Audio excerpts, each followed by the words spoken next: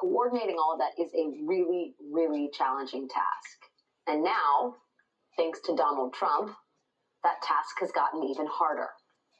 We are barely a week past the destruction that Hurricane Helene wrought in 6 states across the country, destroying thousands of homes and killing at least 223 people. And already, Donald Trump is lying about it.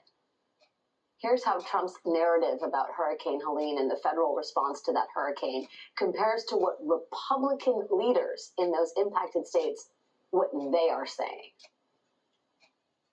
This is the worst response to a storm or a catastrophe or a hurricane that we've ever seen, ever. As of today, what has been the ongoing kind of federal assistance for South Carolina? It's been superb. They haven't seen anybody from the federal government yet. The federal government isn't there. I'm incredibly appreciative of the rapid response and the cooperation from the federal team at FEMA. I've lived in North Carolina for almost 30 years. I've seen a lot of storms come through this state.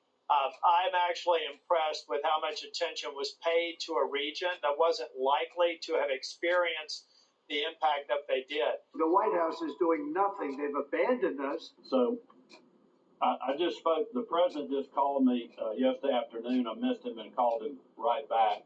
And he just said, hey, what do you need?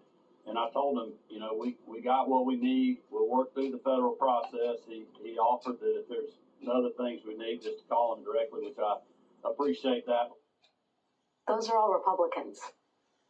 The truth of the matter is that as of today, nearly 7,000 federal personnel have been deployed to respond to Hurricane Helene. FEMA has shipped over 16 million meals, almost 14 million liters of water, over 200 generators, and more than 500,000 tarps. In just a little over a week, the federal government has spent more than $286 million to help people impacted by Helene. But of course, you're not going to hear about any of that from the Republican nominee for president, the man who may one day oversee that same federal agency.